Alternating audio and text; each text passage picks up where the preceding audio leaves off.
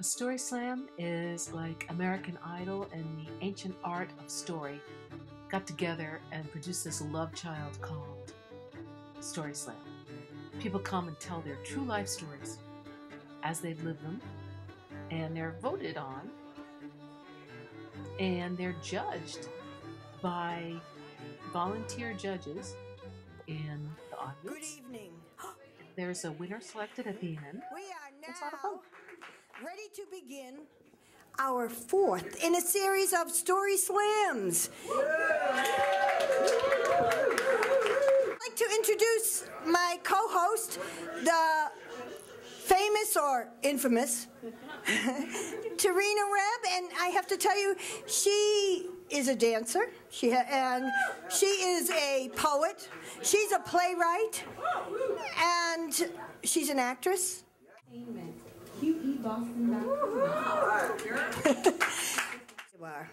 Okay, so I feel a few so new. years ago, I'm always having an issue with clothes. So I was going out on a date, but it was one of those dates where you meet someone at the place, and I'll meet you there at 7 or whatever. And it was in Somerville at night games. And I had went out earlier, and I bought this new butterfly shirt, and it had a little strap, and the sleeves were all big, and it was blue and white, and it was real funky. So I was late as usual, and I tried on the shirt at home and the pants, and they had the price tag, the sticky thing with the size and price tag. And then I got the text, I'm leaving, and I was like, oh shoot, I gotta go. So I ran out the house, tags. And then, once I get inside the club, I see the tag on my pants, and I quickly take it off. And then I'm like, oh shoot, I didn't take off any tag. So I'm over in the corner doing one of these. And this guy comes up to me, he's like, hey T, what are you doing? And I'm like, oh great, I haven't seen you in years, but can you see if there's a tag behind me?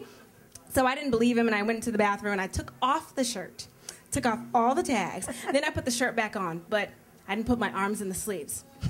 So I'm outside, I'm on the dance floor, and my sleeves are down here just waving. I'm like, hey, oh!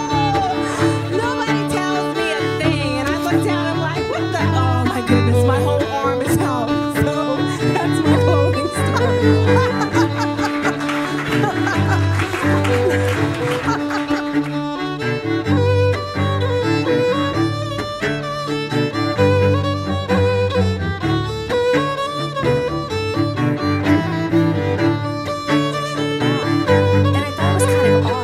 As I stood next to him, speaking to him, everybody that went by said hello with a very great reverential air, and I thought, who is this man?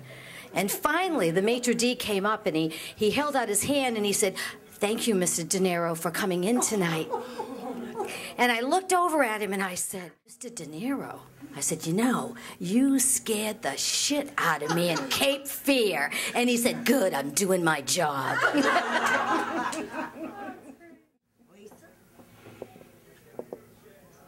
It was my first time out on Match.com.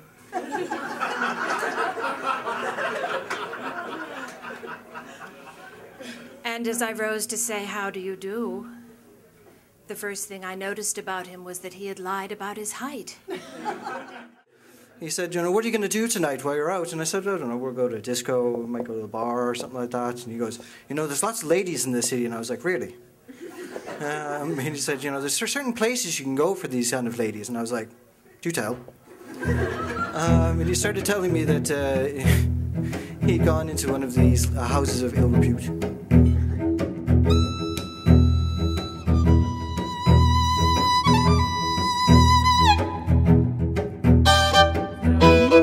Right here. The PP is the most important of all, and that is the preventative P. You pee before you go on the road so you don't just stop 10 minutes later. And then there's the PIPS, which is the pull-in NP, which you might do here, for instance, if you were driving along and wanted to pee. And then the one I prefer most, the POPS, and that is pull-over NP, as in by the side of the road. Now, as you might have noticed by now, I do not get very embarrassed by this subject most of the time, nor about the act itself. But there was one Best Hide Kevin game started when I was about 9 years old, and he was 7. Portable, little kid. So my mom went out to grocery shop and she's like, Vanessa, please, watch after your brother. Don't do anything this time, please. Remember last time when we had to go to the hospital and you had to get the thing? Yes. A sensitive guy, an intellectual guy. And you'd think that a guy like that would do pretty well with women, but no. Like the one time he actually manages to get a girlfriend, 2 seconds into the relationship, she trips over a volcano and falls into hell, and he dives down after her, and the devil says, okay, you can lead her out, but you cannot turn around to check that she's there. So they go walking out of hell, and Alan is having. What? Or do I wait till we get to the condiment section and offer her some tartar sauce or Cajun remoulade? And I'm thinking, no, this is all just ridiculous. That if you care about her work in independent film, you will tell her about it, So I figured, okay, I'm just gonna turn around. So I turn around and her face lights up. Because I am the first stranger at the New Orleans Jazz and Heritage Festival that has paid attention to her. And she smiles, and she actually speaks to me first. I'll never forget what she said. She said, hi. He said, goes, what? It was a fat bastard.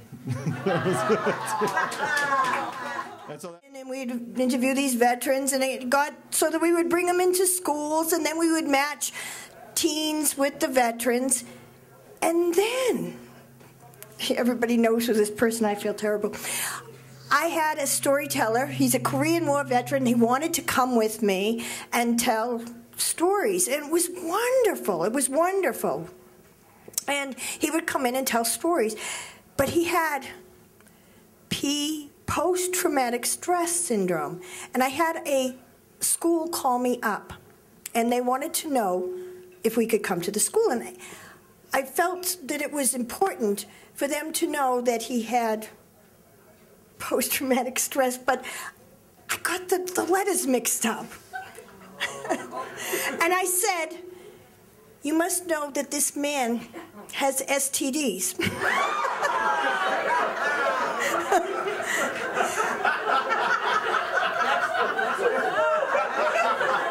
Now, I'm thinking to myself, this man on the other side of the phone is not compassionate. He is not reacting the way he should.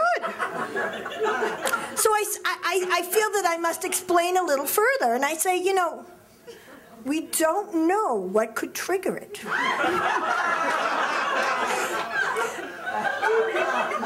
I think it's important to talk to the kids before we come in.